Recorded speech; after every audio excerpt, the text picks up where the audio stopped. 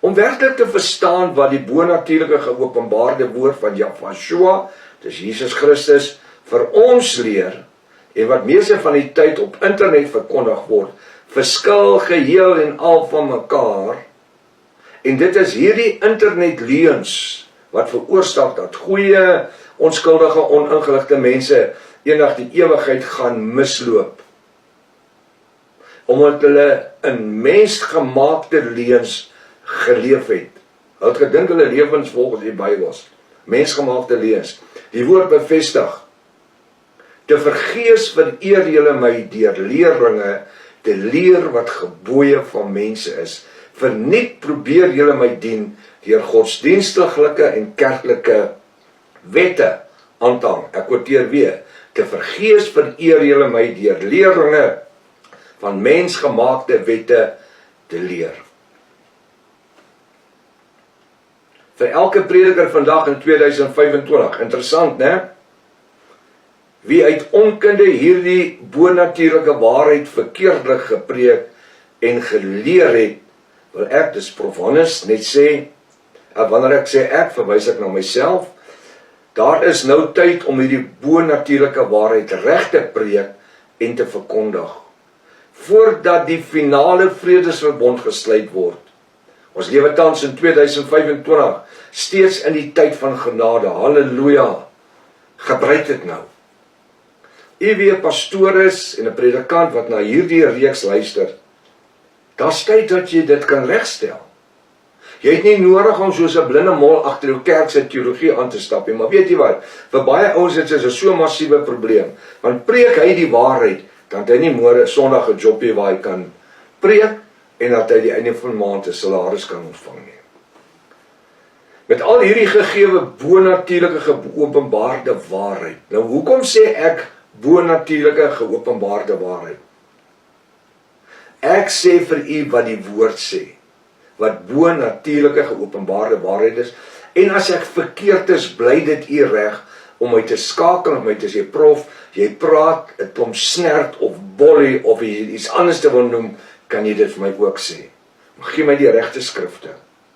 En daarom vind jy in al my lesings, vandat ek van jare terug af, toe ek nog 'n pastoor was, maar vandat ek op internet begin preek het, so die laaste 10 jaar terug, 8 jaar terug, gee ek vir die altyd wat sê die linkerkant van die saak, en wat sê die regterkant.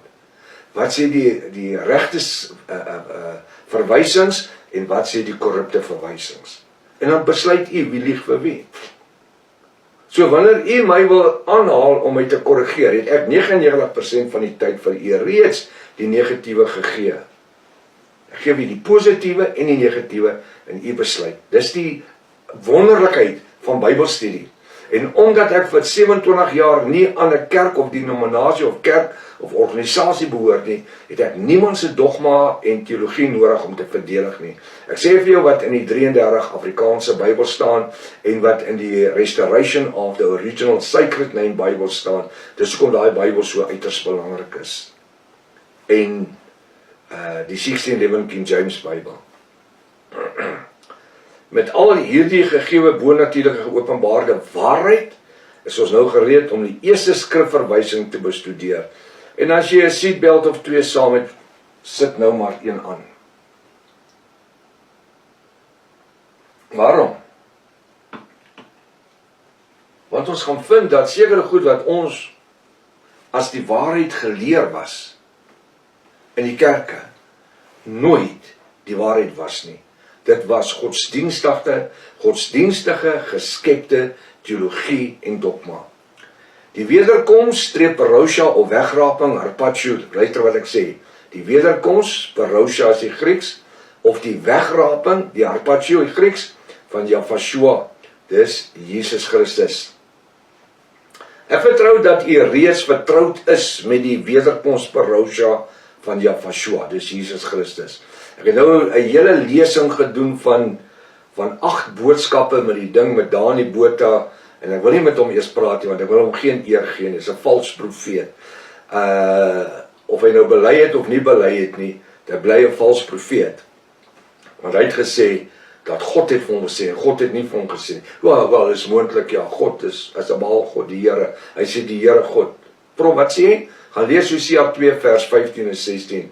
Hy sê, sy moet nie langer noem my Here nie, als hoofletters, H-E-R-E nie, maar my man, my Baal. Vers 16 sê, dan verwyder ek die name van die Baals uit julle midde uit. So elke ou wat die woord Here aanbid, en dit sy God maak, aanbid 'n Baal. Dis wat die Bybel sê. Moenie vir my kwaad word nie. Vra eerder, gee my meer inligting.